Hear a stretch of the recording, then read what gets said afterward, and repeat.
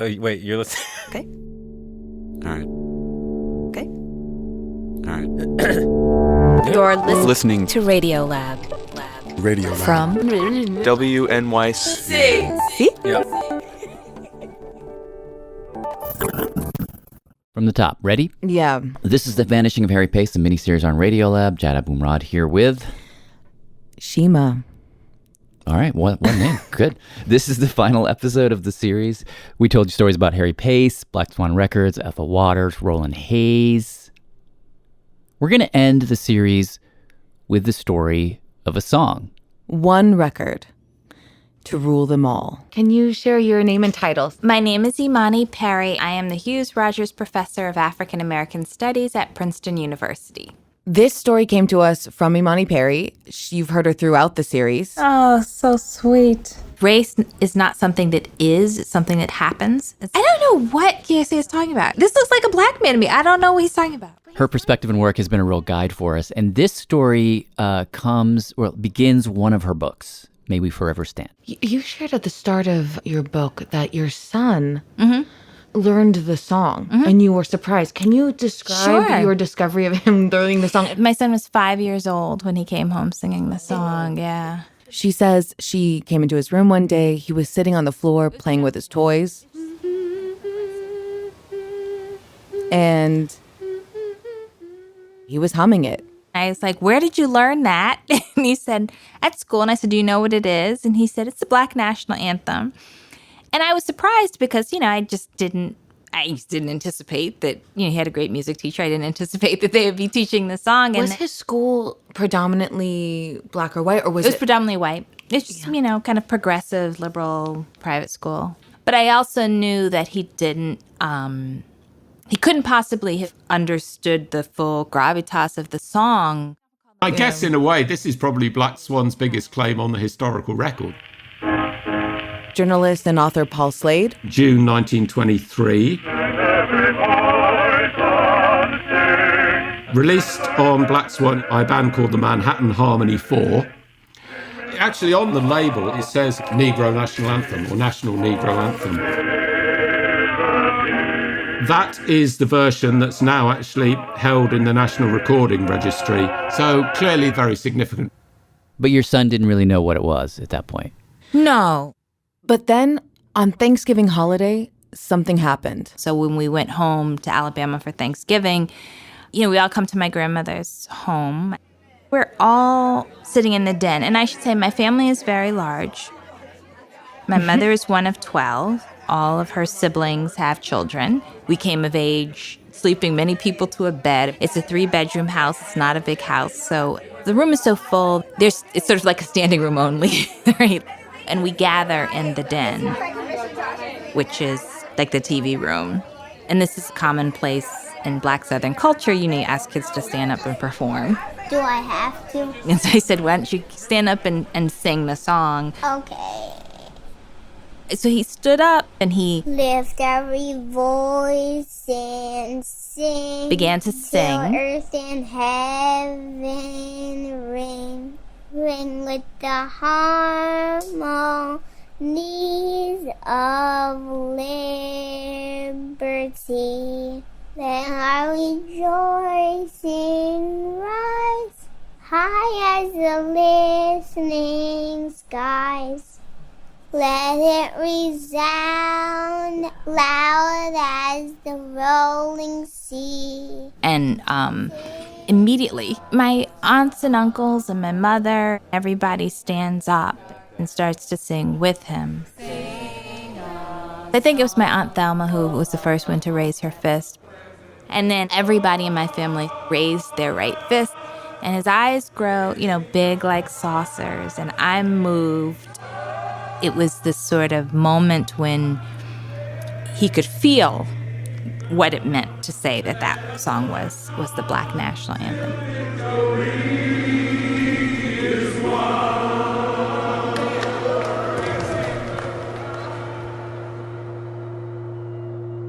Imani says she looked around the room. My grandmother had recently passed, and I thought her presence is still around. So in some ways, we had 4 generations of Black adults singing it together. And that is kind of strange. In that living room, Imani wondered, how is this song speaking so strongly across 4 generations? And will it continue? I mean, and that's why I had to write May We Forever Stand. You know, it's like this is something that everybody deserves to know. So Imani wrote a book, and one of the first things she discovered is that the power of the song throughout time, you can see the seeds of that in the song's creation story. That story starts with a guy named James Weldon Johnson. James Weldon Johnson We to America. was born How would you have us? a couple of years after the Civil War. As we are, or sinking neath the load we bear. This is a recording of him reading a poem.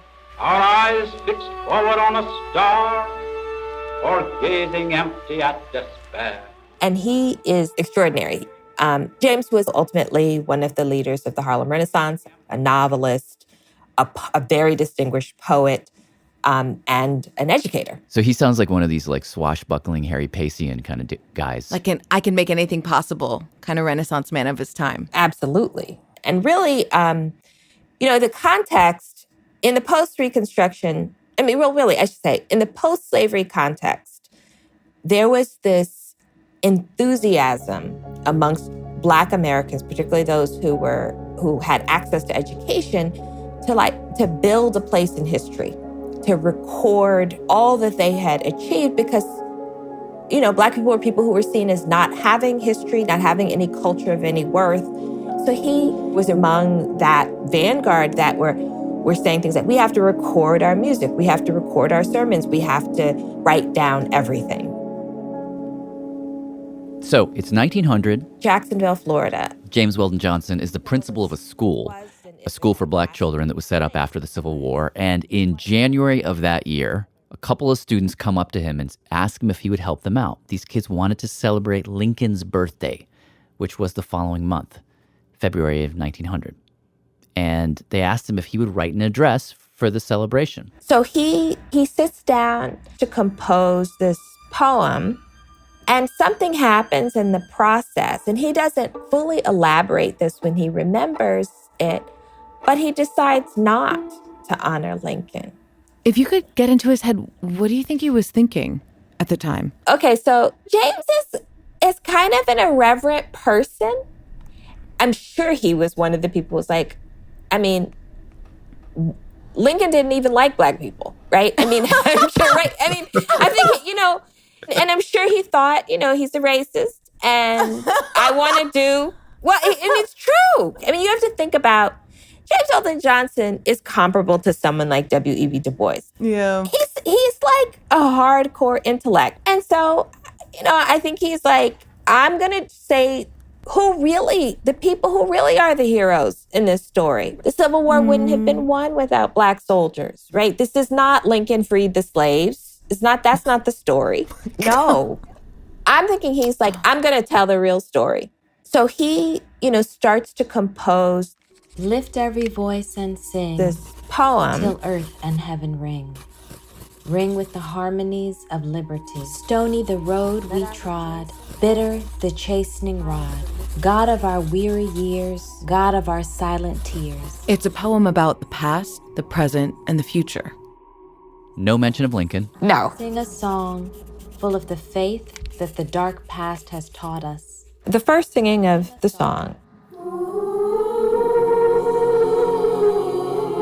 is 500 school children. Lift every voice and sing to earth and heaven ring. When there was an event at a school, everyone would come. Families, friends. So the whole community comes out. Yeah, oh yeah. Let it resound loud as the rolling sea. So they set it to music, and the 500 school children sang it. And Imani says it might have gone nowhere, been just a nice recital. But then a couple months later, something happens that scatters the song far and wide. That's after the break. Science Reporting on Radiolab is supported in part by Science Sandbox, a Simons Foundation initiative dedicated to engaging everyone with the process of science. This is The Vanishing of Harry Pace, a miniseries on Radiolab. Where we last left off, James Weldon Johnson writes this song in 1900. 500 kids sing it. Must have been quite a moment. But after the recital, people generally go on about their lives. But then something happens in Jacksonville that scatters the song far and wide. And just for context, at this point in history, Jacksonville was not as violent as other parts of the Deep South because it was a resort community at the time. People went there to have a nice time and didn't want to experience lynchings and violence and the like. It was a little bit of this protective bubble where the harshness of the rest of the South didn't really apply. But then in 1901, there's this great fire in Jacksonville that burns a lot of the city. There is a fire that begins at a mattress factory in LaVille, a Black neighborhood in Jacksonville. Like, it's a beautiful neighborhood. It's a relatively prosperous neighborhood. Should I read a portion about what James says about the fire? She read us from James Weldon Johnson's memoir. We met many people fleeing, James recounted. The fire is traveling directly east over the district where the bulk of Negroes in the western end of the city live. The firemen spend all their efforts saving a low row of frame houses belonging to a white man named Steve Melton. But the fire chief allowed Black-owned homes to burn.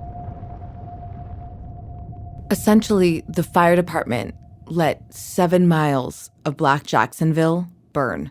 After a mere 8 hours, 10,000 people were homeless and 2,368 buildings were gone. Wow. 10,000 people lost their homes because they were just trying to save one white guy's property? Yeah. That's insane. Oh my God. James reflected on Jacksonville and his youth in somewhat romantic terms. He thought of it as this sort of wonderful refuge. And it's a sort of, I think, rude awakening, right? There's no protection. Here's this ever-present, immediate possibility that one literally cannot protect oneself against. After the fire, James Weldon Johnson and his brother Rosamond, they leave home. heartbroken. Go to New York. They start these sort of new lives. And they're not the only ones. So many of the kids that were at that recital, they and their families, they leave too. People are moving out of Jacksonville. So there is this organic spread of the song. Like seeds in the wind.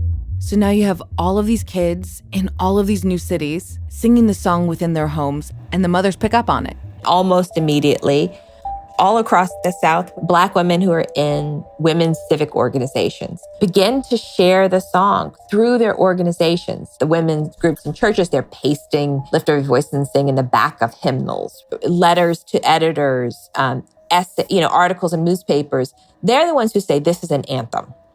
The first call for it to be the Black National Anthem was 1901, just a few months after that fire.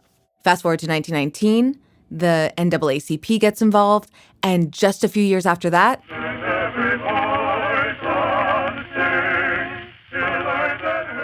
Harry Pace presses it onto a record. That's also meaningful because the United States doesn't have a national anthem at that point, not until like 1931. Oh, wow. So this is like almost 10 years before the U.S. makes it the Star Spangled Banner the official song.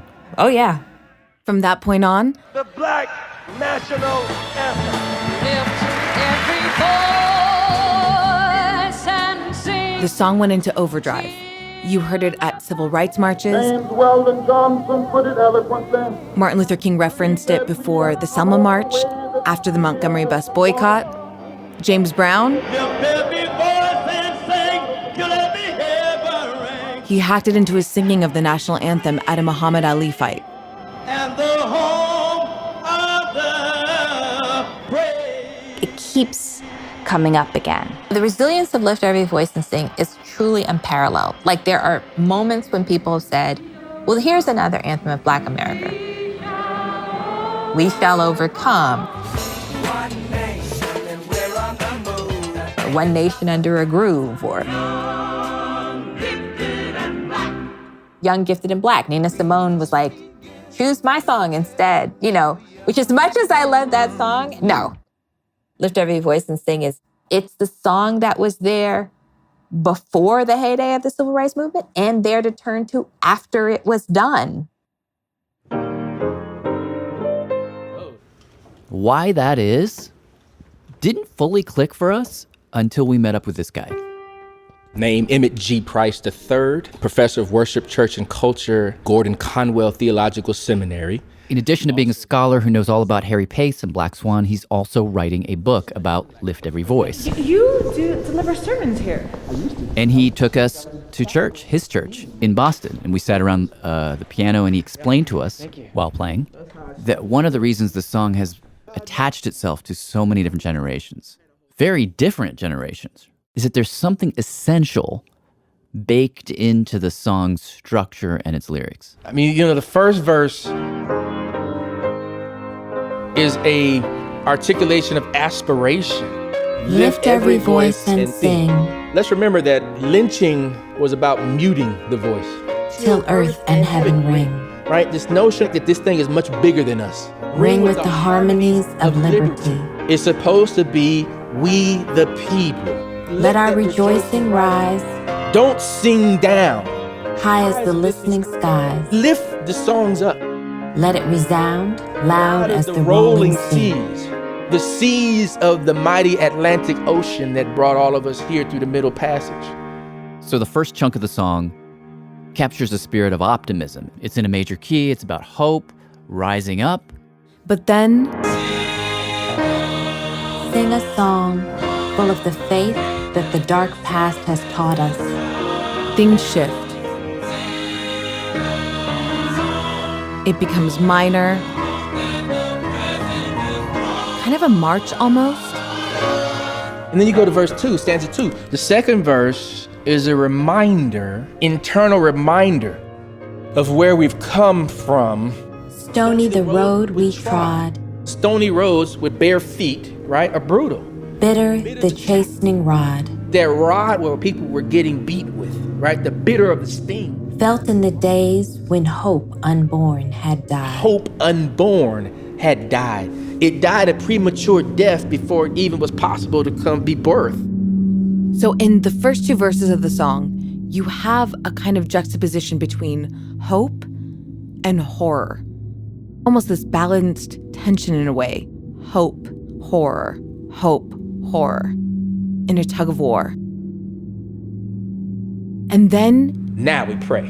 You get to the resolution. I mean, the third verse is a prayer. God of our weary years. God of our weary years. God of our silent tears. Thou who hast brought us thus far on the way. Thou who hast by thy might led us into the light. Keep us forever in the path, we pray. Lest our feet.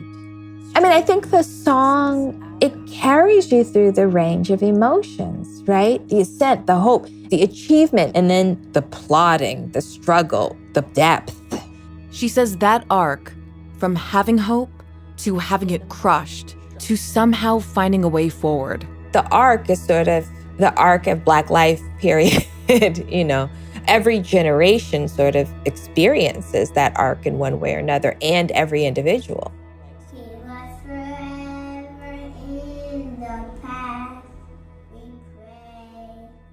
So getting back to the living room, she suspects that as they were all there singing together, everybody in her family was having their own personal flashback. My mother talks about going to the bakery and buying day-old bread, right? She was born in the 40s. And you had to walk through a white neighborhood to do so. And the second they entered the neighborhood, the residents would sick their dogs on them. So they had to run they're running through white neighborhoods being chased by dogs. Wow. What about you? What was going through your mind at that moment?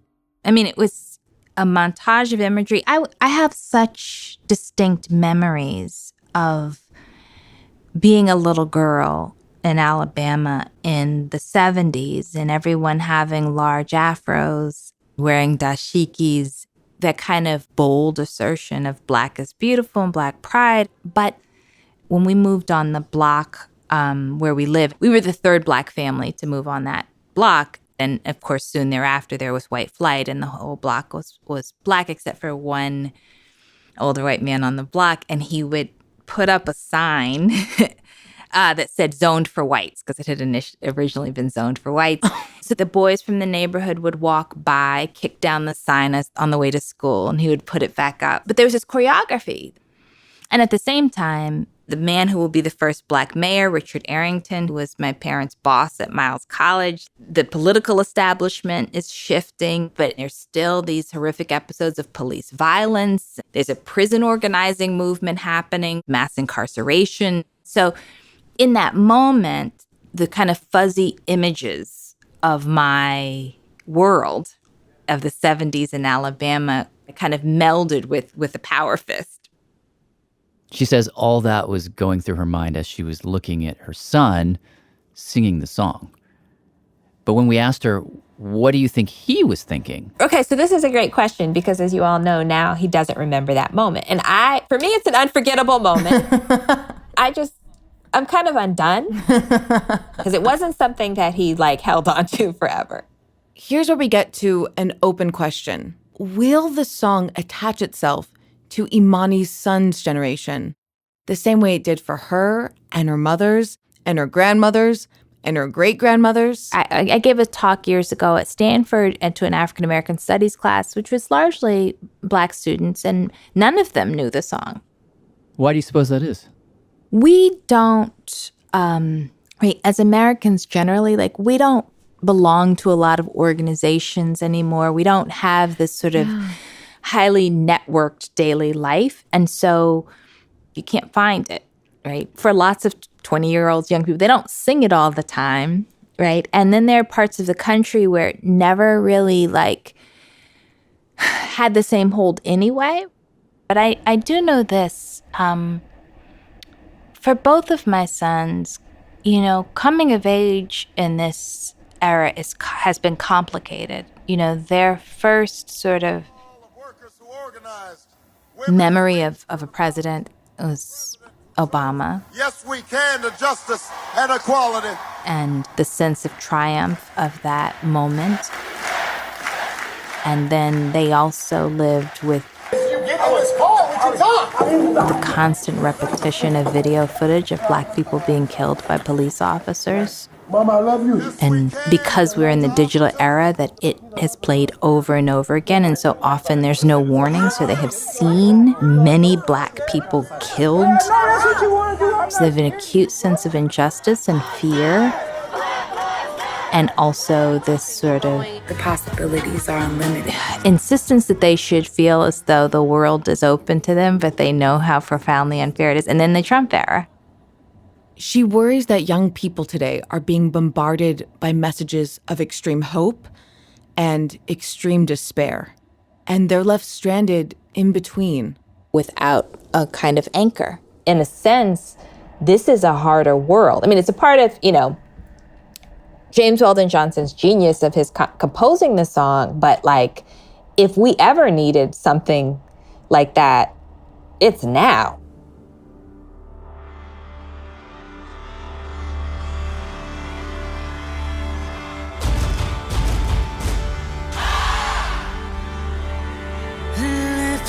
Every voice and sing. Imani Perry's book on Lift Every Voice and Sing is called May We Forever Stand.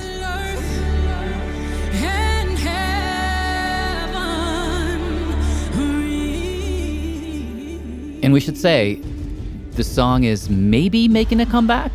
Maybe? Beyonce did a cover a few years ago. It's getting hacked into the national anthem again, and it's now being sung at the start of NFL games, which people have mixed feelings about. Understandably. And of course, just last week, Vanessa Williams sang it at the White House. So who knows? Maybe it's back for another round. What we do know is that 98 years ago, as Black Swan Records was imploding, Harry Pace seared the song onto a record for the first time, froze it in place. And that record is now at the National Recording Registry. So, thank you, Harry. The Vanishing of Harry Pace was written, produced, and edited by me and Shima Oliaee, the Awesome Audio team. The series is presented as a collaboration between Awesome Audio, that's osmaudio.com, Radiolab, and Radio Diaries. The series is based on the book Black Swan Blues, The Hard Rise and Brutal Fall of America's First Black-Owned Record Label by Paul Slade. Our editorial advisors are Kiese Laymon, Imani Perry, Cord Jefferson, and Terrance McKnight. Jami Floyd is our consulting producer. Our fact checker is Natalie Meade. Series artwork was created by Katya Herrera. A very special thanks to the Francis family, Valerie, Bade, Zoe, and... I'm Miles, and I play Freeman Perry. And Miles. Thanks also to Mac Primo and Little Wing Lee. Celia Muller, Sahar Baharlu, Theodora Cuslin, Andrea Latimer, Michelle Zhu, Mike Berry, Maya Passini-Schnau, Rachel Lieberman, and Kim Nowaki. And we had music in this episode from the Liberty Middle School. Okay, Jad and Shima signing off. We salute you all.